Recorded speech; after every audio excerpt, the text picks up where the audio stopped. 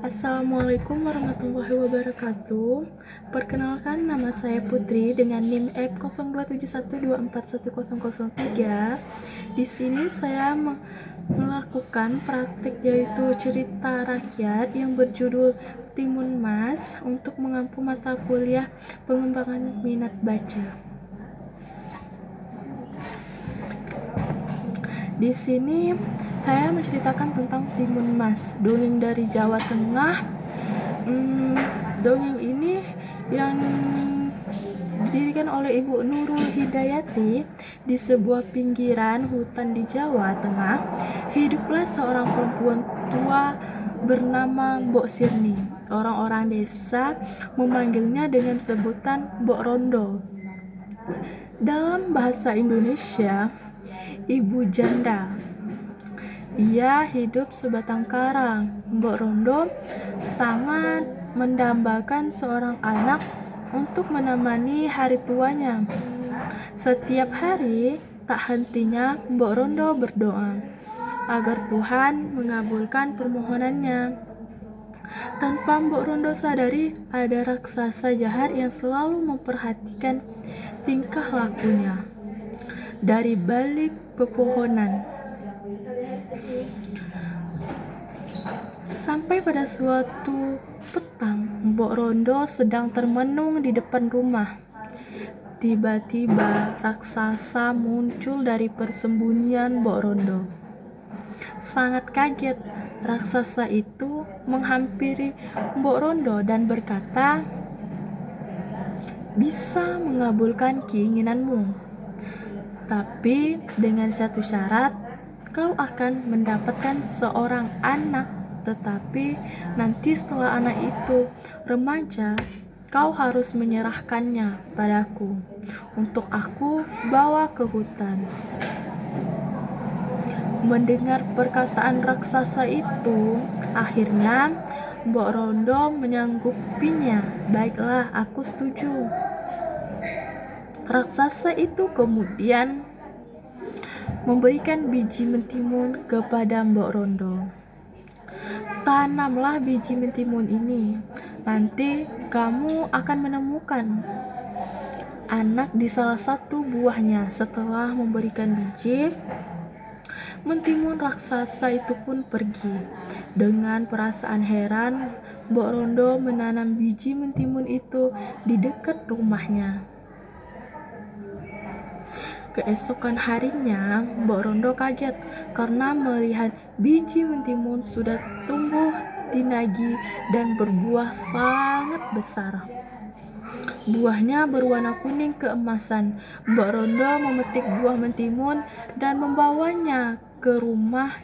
Dibelahnya mentimun dengan pelan. Begitu kagetnya Mbok Rondo ketika melihat ada seorang bayi di dalamnya. Mbok Rondo sangat gembira.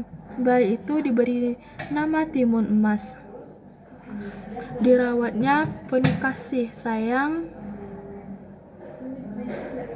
Timun Mas tumbuh menjadi gadis yang baik hati dan cantik jelita. Kulitnya kuning langsat bagai emas. Rambutnya hitam bercahaya, tubuhnya tinggi semampai. Timun Mas juga rajin membantu Mbok Rondo. Kebaikan hati Timun Mas membuat Mbok Rondo takut kehilangannya. Tahun demi tahun terus berganti, tak terasa Timun Mas sudah berumur 6 tahun. Suatu hari, datanglah raksasa untuk menagih janji. Mbok Rondo sangat ketakutan. Ia tidak ingin menyerahkan Timun Mas kepada raksasa. Mbok Rondo berpikir untuk menggagalkannya. "Wahai raksasa, datanglah 2 tahun lagi.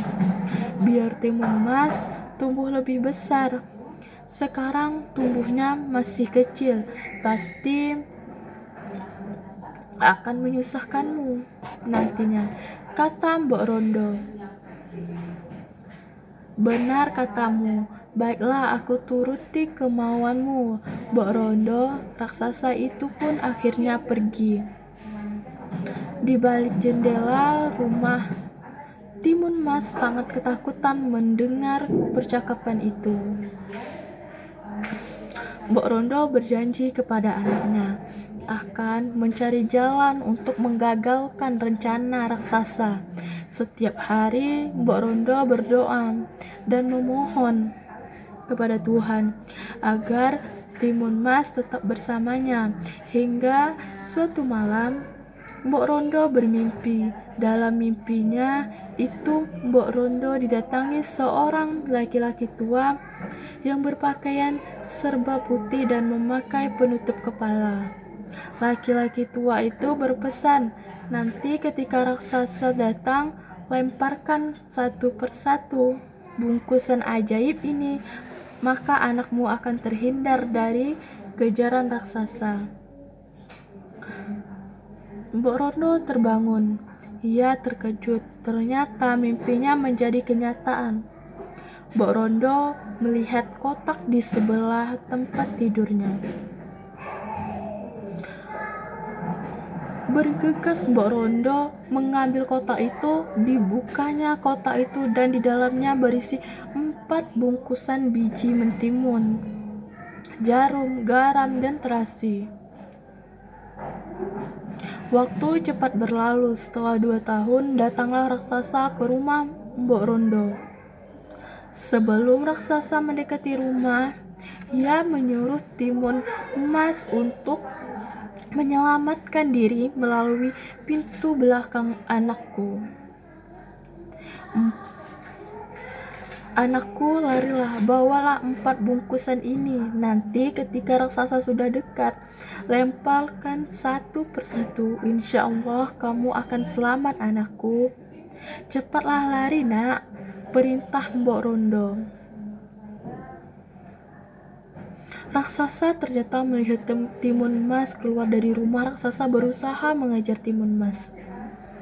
Timun Mas berlari kencang menuju hutan. Sesekali ia melihat ke belakang karena raksasa semakin dekat. Ia lemparkan bungkusan pertama yang berisi biji mentimun. Dari dalam bungkusan itu tumbuh tanaman mentimun sehingga mengubah hutan menjadi ladang. Mentimun yang lebat raksasa jadi terhalang karena batang mentimun terus meliliti tubuhnya. Dengan susah payah, akhirnya raksasa berhasil melewati dan mulai mengejar Timun Mas. Kembali merasa jiwanya terancam, Timun Mas melemparkan bungkusan yang berisi jarum.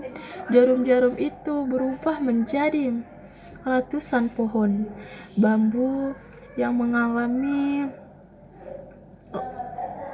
langkah-langkah raksasa. Raksasa berusaha menerobos pohon-pohon bambu meskipun kaki dan tubuhnya banyak yang terluka dan tertusuk batang bambu yang runcing.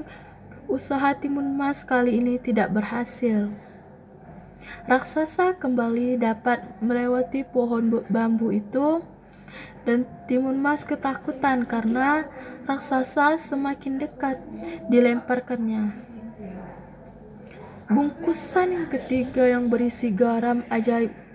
Hutan belantara berubah menjadi lautan yang luas. Raksasa sudah merasa kelelahan, tapi ia berusaha berenang mengejar Timun Mas. Timun Mas mengambil bungkusan keempat yang berisi terasi. Sebelum bungkusan itu dilempar, Timun Mas berdoa memohon kepada Tuhan, "Ya Allah, aku mohon tolonglah hamba-Mu ini. Selamatkanlah hamba dari kejaran raksasa." Seketika itu dilemparkannya bungkusan berisi terasi. Kali ini terasi berubah menjadi lautan lumpur yang pekat. Raksasa terjebak dan tenggelam dalam lautan lumpur. Timun Mas selamat dan kembali ke rumah Mbok Rondo.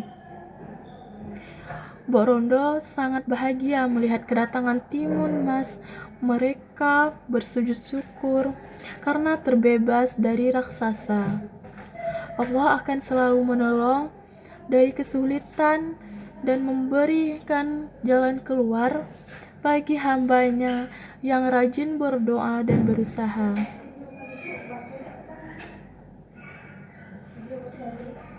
Dapat disimpulkan, hikmah dari cerita ini, kecerdikan dan usaha dapat mengalahkan kejahatan. Dari cerita Timun Mas yang menggunakan biji mentimun, jarum dan garam dan terasi untuk menghambat raksasa sampai akhirnya raksasa tenggelam di lautan lumpur.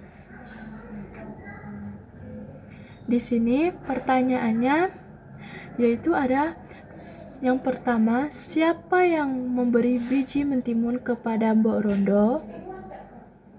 Dan untuk pertanyaan yang kedua, apa saja benda yang digunakan Timun Emas untuk menghalangi raksasa?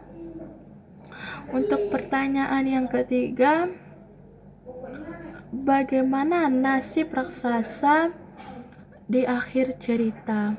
Sekian cerita dari saya. Semoga bermanfaat untuk kita semua. Saya akhiri. Wassalamualaikum warahmatullahi wabarakatuh.